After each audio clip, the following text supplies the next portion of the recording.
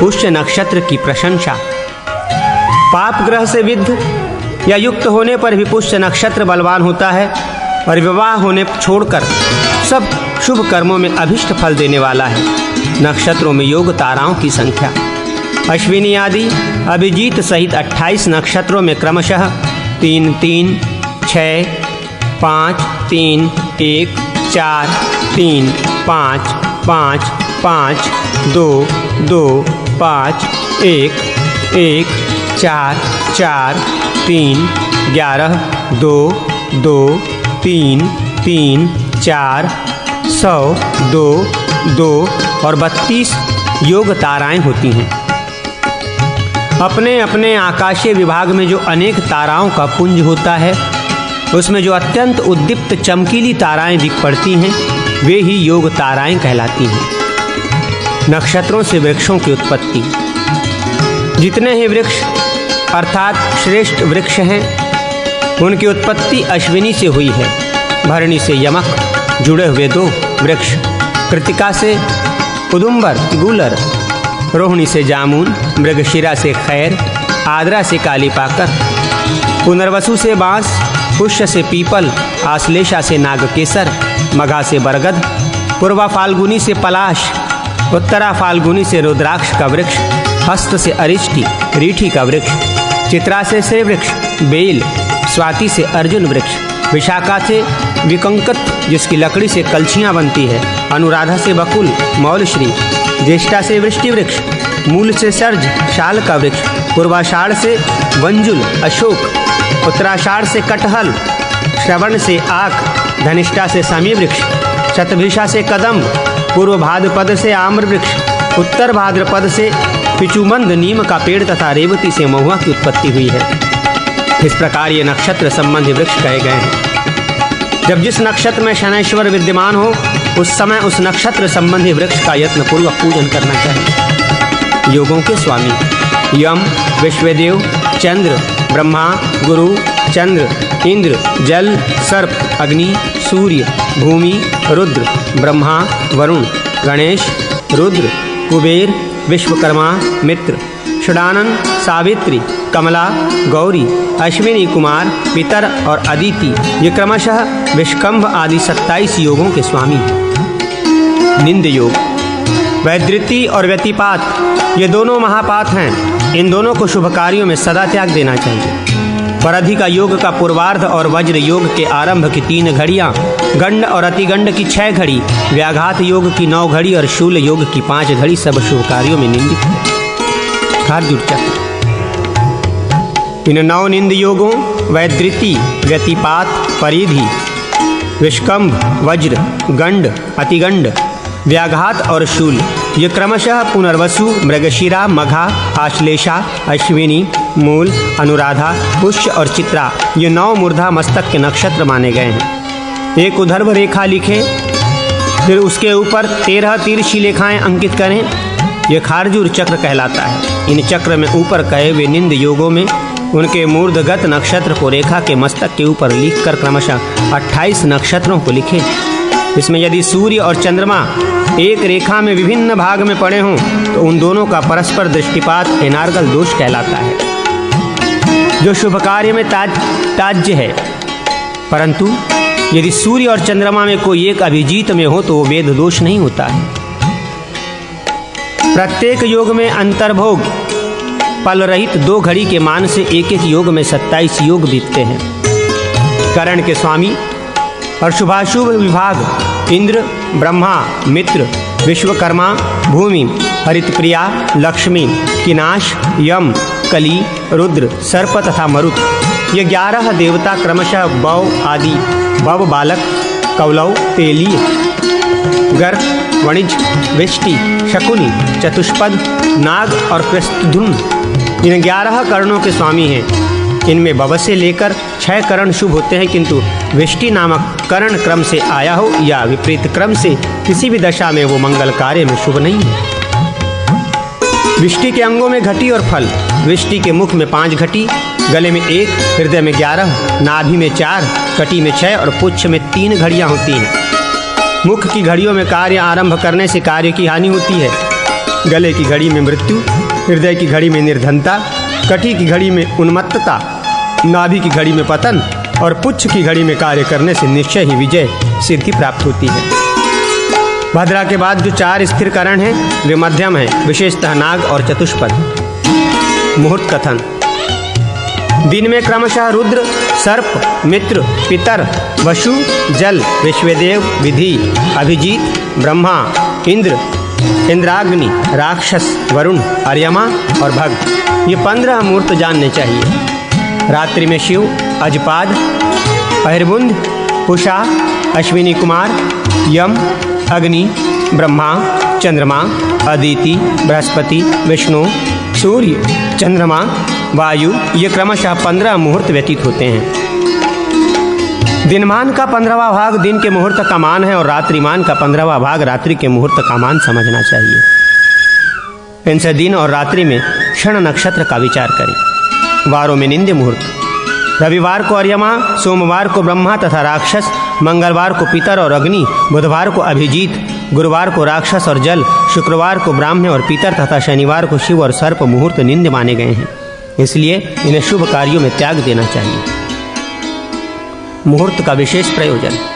जिस जिस नक्षत्र में यात्रा आदि जो कार्य शुभ या अशुभ कहे गए हैं वे कार्य उस नक्षत्र के स्वामी के मुहूर्त में भी शुभ या अशुभ होते हैं।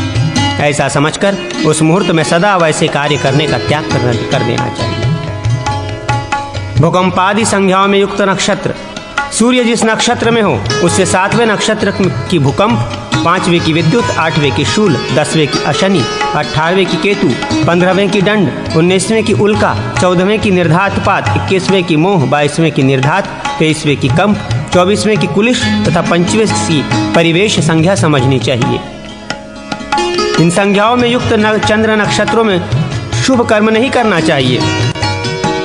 सूर्य के नक्षत्र से आश्लेषा, मघा, चित्रा, अनुराधा, रेवती तथा श्रवण तक की जितनी संख्या हो उतनी ही यदि अश्विन से चंद्र नक्षत्र तक की संख्या हो तो उस पर दृष्ट योग का संपात अर्थात रुद्र के प्रचंड अस्त्र का प्रहार होता है। अतः उसका नाम चंडीश चंडायुध योग है।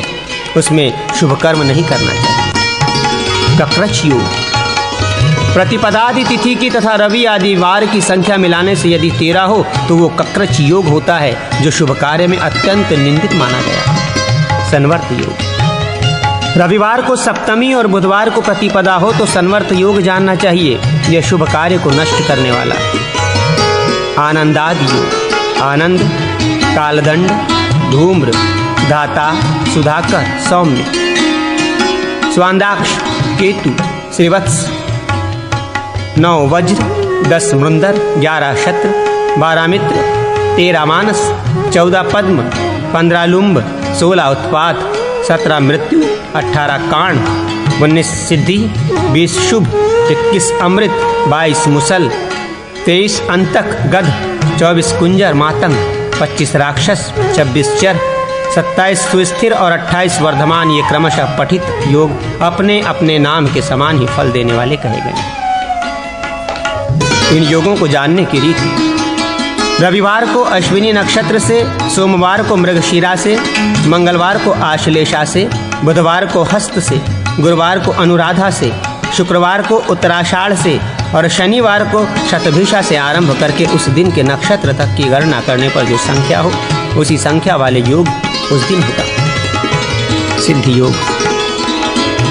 रविवार को हस्त, सोमवार को मृगशिरा, मंगलवार को अश्विनी, बुधवार को अनुराधा, बृहस्पतिवार को पुष्य, शुक्रवार को रेवती और शनिवार को रोहिणी हो तो सिद्धि योग होता है। रवि और मंगलवार को नंदा 1, 6, 11, शुक्र और सोमवार को भद्रा 2, 7, 12, बुधवार को जया 3, 8, 13, गुरुवार को रिक्ता 4, 9, 14 और शनिवार को पूर्णा 5, 10, 15 हो तो मृत्यु योग होता है। अतः इसमें शुभ कर्म न करें। सिद्ध योग। शुक्रवार को नंदा, बुधवार को भद्रा, मंगलवार को जया, शनिवार को रिक्ता और गुरुवार को पूर्णा हो तिथि हो तो सिद्ध योग कहा गया। दग्ध योग। सोमवार को एकादशी, गुरुवार को षष्ठी, बुधवार को तृतीया, शुक्रवार को अष्टमी, शनिवार को नवमी तथा मंगलवार को पंचमी तिथि हो तो दग्ध योग कहा गया है। ग्रहों के जन्म नक्षत्र।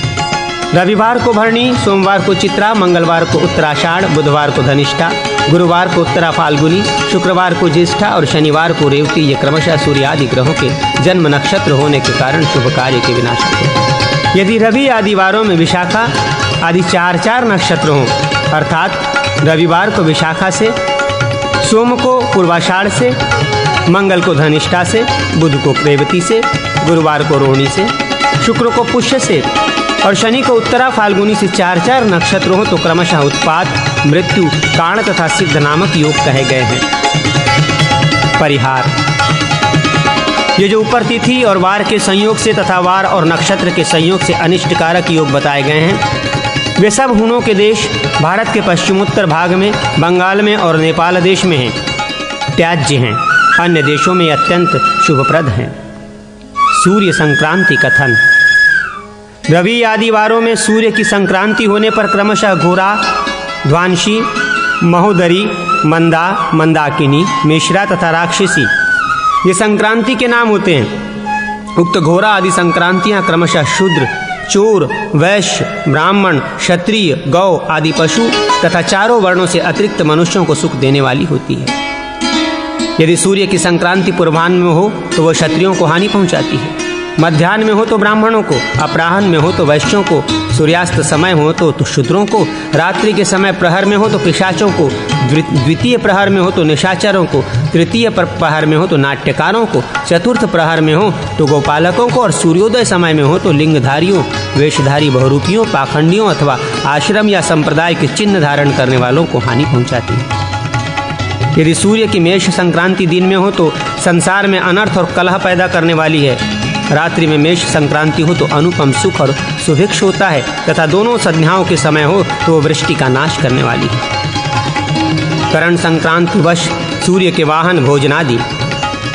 बब आदि 11 करणों में संक्रांति होने पर क्रमशः 1 सिंह, 2 बाघ, 3 सुअर, 4 गदहा, 5 हाथी, 6 भैंसा, 7 घोड़ा, 8 कुत्ता, 9 बकरा, 10 बैल और 11 मुर्गा ये सूर्य के वाहन होते हैं तथा 1 भुशुंडी, 2 गदा, 3 तलवार, 4 लाठी, 5 धनुष, 6 बर्छी, 7 कुंत भाला, 8 पाश, 9 अंकुश, 10 अस्त्र जो फेंका जाता है और 11 बाण ये क्रमशः सूर्य देव के अपने हाथों में धारण करने वाले हथियार होते हैं। अन्न, खीर, भिक्षान्न, पकवान, दूध, दही, मिठाई, गुड़, मधु, घृत और 11 चीनी ये बब आदि की संक्रांति में क्रमशः भगवान सूर्य के हविष्य भोजन होते हैं। सूर्य की स्थिति: बब, वणिज, वेष्टि, बालव और गर्भ इन कारणों में सूर्य बैठे हुए कौलव, शकुनी और किम्भ्रुस्तुम इन करणों में खड़े हुए तथा चतुष्पद, तैली और नाग इन 3 करणों में सोते हुए संक्रांति करते एक राशि से दूसरी राशि में जाते हों तो इन तीनों अवस्थाओं की संक्रांति में प्रजा को क्रमशः धर्म, आयु और वर्षा के विषय में समान श्रेष्ठ और अनिष्ट फल प्राप्त होते हैं तथा ऊपर कहे हुए अस्त्र, वाहन और भोजन तथा उससे आजीविका या व्यवहार करने वाले मनुष्यादि प्राणियों का अनिष्ट होता है। एवं जिस प्रकार सोए, बैठे, खड़े हुए संक्रांति होती है उसी प्रकार सोए, बैठे और खड़े हुए प्राणियों का अनिष्ट होता है।